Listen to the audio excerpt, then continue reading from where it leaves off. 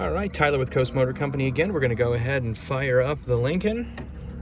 Turn the key on, push the button, and she fires right up. Great flathead crackle and rumble.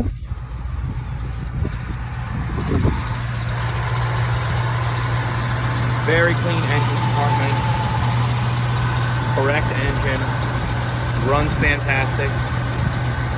Two 6-volt batteries wired in unison, so it gives you the ability to run certain things on 6 volt, certain things on 12 volt. You can see the compressor for the vintage air conditioning.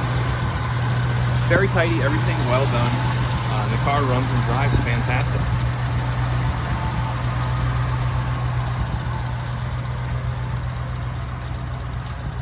This is Tyler with Coast Motor Company, and this is our 1949 Lincoln Cosmopolitan. Thanks for watching.